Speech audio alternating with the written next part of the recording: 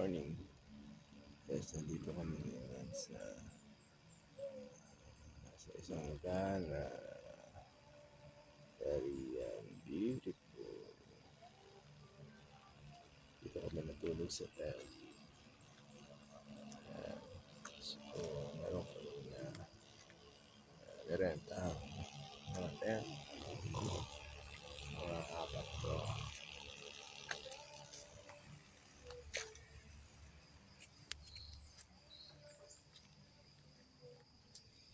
Ganda rito at maraming puno.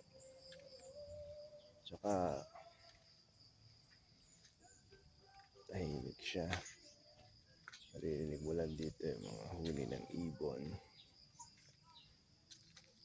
Yan, nagigising ko lang. Tulog kami madaling araw na kasi yung mga bata nag-i-enjoy kagabi. Hindi makatulog sa ingay. Yung ingay na hindi mo pwedeng pigilan kasi yun ang gold memories ng mga anak mga bata pa. Kaya hinahayaan lang namin sila magingay. So nandito kami ngayon sa may isang lugar na napakaganda ng paligiran, napakaganda ng bundok.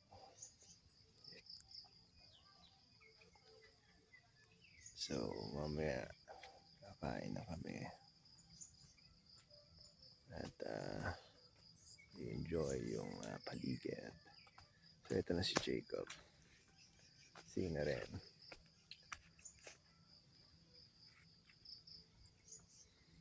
Say hi buddy.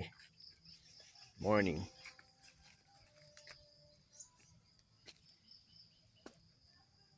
Nag-enjoy ka ba sa pag-swimming, buddy? Yes, sir. Oh, wow. So gusto mo dito sa lugar na to? Maganda ba? Ganda, di ba? Nakatulog ka muna for the first time sa tent. Nakatulog siya. Dati hindi siya natutulog sa tent. Excited siya ngayon kasi maganda yung tent, malaki. So pwede siyang tumayo sa loob. Kaya siguro hindi na siya namamahay.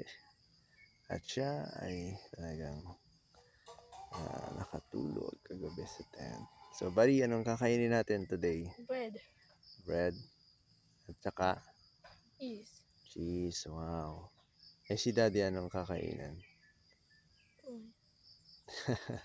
Si mami, anong kinakain?